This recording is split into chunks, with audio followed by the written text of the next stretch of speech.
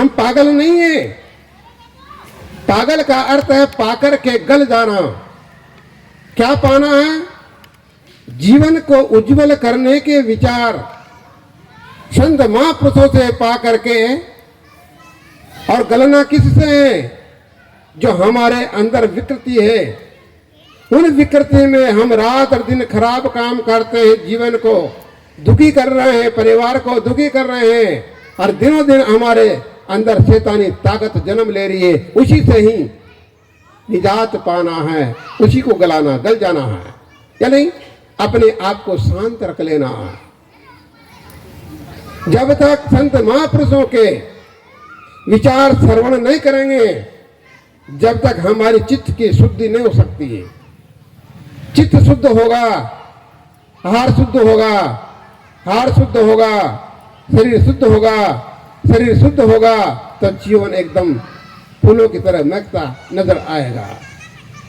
तीसरा साधन, हमारे पास रोटी, कपड़ा और मकान, तीनों चीजों की मूल बात आवश्यकता के लिए अर्थव्यवस्था चाहिए।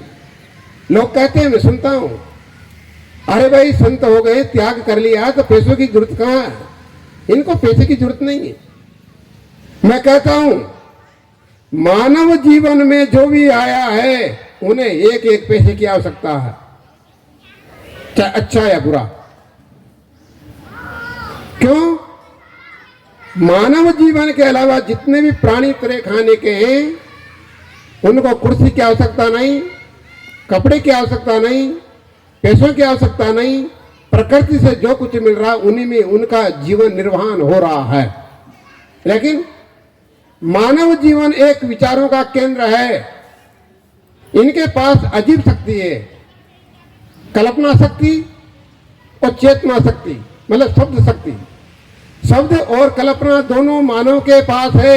मानव चाहे जितनी कल्पना कर सकता है, हर मानव चाहे जितना विचार प्रकट कर सकता है।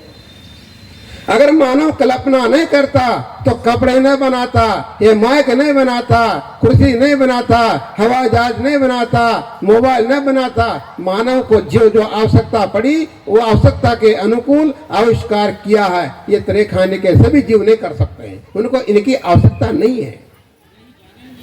विचार करो, हमें चप्पल पहनना है, जूती पहनना है, कपड़ा पहनना है, यहां से रायपुर जाना है या धमतरी जाना है, मगरलोड जाना, जहां भी जाना है। जिन्होंने आने जाने के साधन चलाए, बस, बाइक आदि, उनमें पेट्रोल जलता है। और वो आपको लेकर जाएगा तो पेट्रोल के बदले, ले जाने के बदले में आपको पेट्रोल जलेगा तो कुछ देना पड़ेगा। तो दे लो और ले लो, ये व्यवस्था है। पैसे क्यों? जब तक आदान प्रदान नहीं होगा तब तक हम कुछ नहीं कर सकते।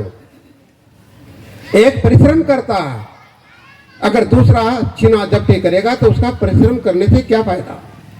इसलिए नीतिकार कहता है कि आपकी आवश्यकता के लिए सामने वाले ने आविष्कार किया है तो उसकी मेहनत का फल जो आंकलन किया है वो आपको देना है।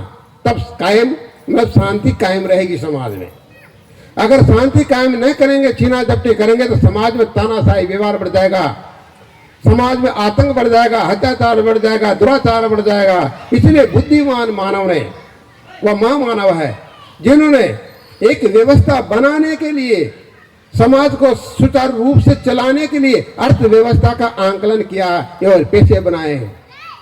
पैसे किसी देवी देवता भगवान की संपत्ति नहीं है, पैसा केवल मानव की संपत्ति है। मानव ने टोकन बनाया, जैसे राशन कार्ड होता है, बीपीएल का, सीपीएल का, जो भी है, उसी आधार पर आपको राशन देती सरकार। इसी तरह पैसे भी है, एक टोकन है, ले लो और दे लो बदले में। इसलिए हर मनुष्य को पैसा चाहिए, चाहे ग्रस्त हो चाहे विरक्त हो। ये भूल है लोगों की, कहता संतों को पैसा किसी में चाहिए? भाई यहां से वहां जाना चाहिए, सबको चाहिए। रोटी, कपड़ा और मकान सबके लिए है। तीसरी बात जो मैं कह रहा हूं वह है समाज में व्यवहार, घर में, जीवन में, समाज में, राष्ट्र में, मोहल्ले में अपना व्यवहार कुशल होना जरूरी है। अगर व्यवहार मानव का नहीं है तो अंदर से वह तानाशाही रहेगा, विकृत रहेगा, जीवन में उसके अकेले में भी शांति नहीं रहेगी, वह विचार बिगड़े रहेंगे। इसलिए सदगुरु कबीर कहते हैं, करहूं विचार जो सब दुख जाई। हमें अशांति से मुक्त होना है तो चिंतन करना है, मनन करना है, निधि ध्यान करना है, अवलोकन करना है जीवन का, तब तो हम सुखी हो सकते हैं। अन्यथा हम सुखी होने के लिए कितने भी उपाय कर लें, तब तक उपाय नहीं होगा, तब तक हम सुखी नहीं हो सकते हैं।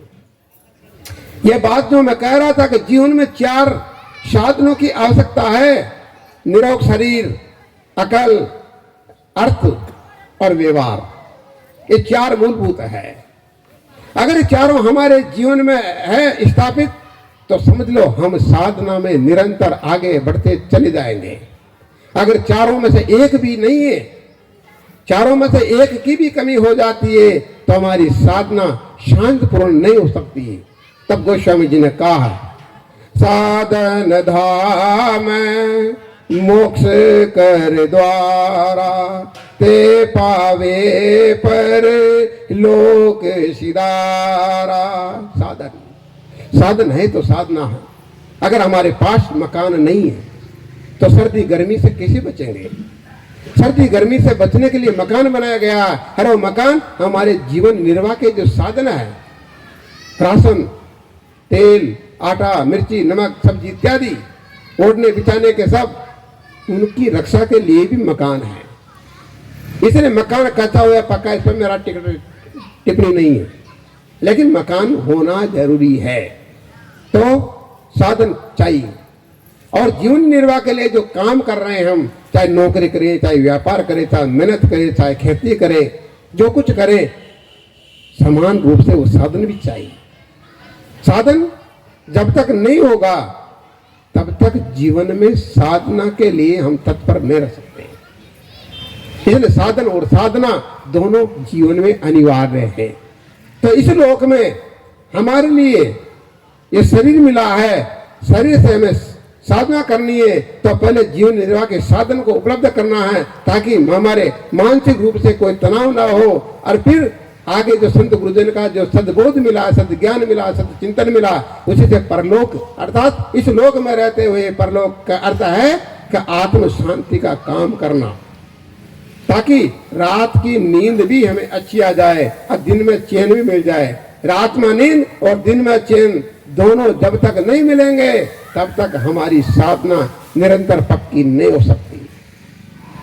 कितने लोगों को देखा आपने, सुना होगा, रात में नींद में भी उठ कर पड़ते हैं, चिल्लाते हैं। कितनी बातें सामने आती है नींद के समय। कितने लोग सो नहीं पाते सामने आदमी के नींद के समय। इसलिए सदगुरु कबीर कहते हैं, आपको इस लोक से परलोक में जाना है। परलोक का अर्थ है अपने आत्म स्वरूप में शांत होना, और आत्म स्वरूप की स्थिति को जानना है तो नींद से जान लो। नींद आने समय, नींद के समय स्वप्न और विचार जहां समाप्त हो जाता है, जहां नींद में स्वप्न नहीं है, विचार नहीं है, एकदम हम शांत स्वरूप रहते हैं, जहां कोई किसी प्रकार की तकलीफ न होती है, एकदम पूरी रात निकल जाती है, सवेरे अनुभव करते नींद अच्छी आई। जबकि रात को माता पिता, भाई बहन, बीवी, बच्चे का पता न रहता है, नींद इतनी गहरी आती है, गहरी शांति मिलती है। उसी शांति से जान लेना चाहिए, जो आत्म स्वरूप में लीन हो जाता है, उनके विषय विकार समाप्त हो जाता है, वो अनंत काल के लिए अपने में स्थिर हो जाता है, वही फारक धाम को पाना, परलोक को पाना है। इसलिए साधन के बिना साधना नहीं है, साधना के बिना परलोक प्राप्त नहीं हो सकता, शुद्ध नहीं हो सकता। इसलिए अपने अपने जीवन को साधना से जोड़ करके, साधनों से जोड़ करके और शांति के रास्ते की ओर चलना है। अशांति के बीज बोने वालों से मुक्त रहना है।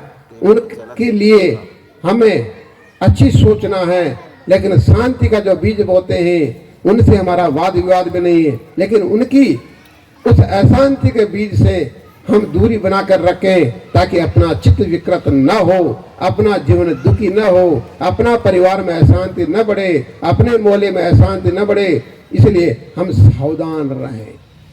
सावधानी हटी और दुर्घटना घटी। इसलिए सावधानी भी बना रहे, दुर्घटना भी न घटे, जीवन भी सुखद हो जाए, शांति से गुजर जाए। सदगुरु कबीर ये कहते हैं कि इस संसार में चार पाए न पकड़े उसके पहले पहले शरीर अगर छूट जाता है तो आपका परम सौभाग्य है। अगर चार पाए पकड़ लिया तो समझो आपका दुर्भाग्य हो जाता है। दुर्भाग्य होने का अर्थ है चार पाए पकड़ने के बाद में कष्ट बहुत भोगना पड़ता है। सेवा करने वाले भी घबराने लग जाते हैं और वो भी दूरी बनाने लग जाते हैं और हमें छोड़ करके कोई इधर उधर घूमने चले जाते हैं। हम चार पाए में पड़े पड़े चिल्लाते रहते हैं, पानी मांगते हैं, कोई क्या मांगते हैं, कोई समय पर देने वाला नहीं। सदगुरु कबीर कहते हैं ऐसी अवस्था से बचना है तो चलते चलते अगर शरीर छूट जाता है तो परम सौभाग्य है, अवसौभाग्य है। इसलिए हम उसी धाम को पाना चाहते हैं और वैसी स्थिति में शरीर छोड़ना चाहते हैं। इसलिए शरीर के रहते रहते निर्विचार होने का प्रयत्न करें, परिवार घर में सेवा करते रहे। सेवा करते हुए भी अपने आप को निरंतर अंदर से अकेले समझ लेंगे तो समझ लो जल्दी चलते चलते शरीर छूट सकता है। ये सदगुरु कबीर साहब का एक महान चिंतन रहा। इसलिए मैं आज की इस पावन वेला में समय को मद्देनजर रखते हुए मेरी वाणी को यहाँ पर ही विराम देने जा रहा हूँ। मैं कह रहा था जीवन में साधन और साधना के लिए चार सूत्र: शरीर निरोग हो, स्वस्थ बुद्धि हो, व्यवहार अच्छा हो और अर्थव्यवस्था हो। ये चार जब तक साधन न रहेंगे तब तक हम साधना में आगे न बढ़ सकते। इसलिए साधन धाम मोक्ष कर द्वारा साधन और साधना दोनों चाहिए। इन्हीं शब्दों के साथ आज की वाणी में विराम देता हूँ। बोलिए सदगुरु देव की जय।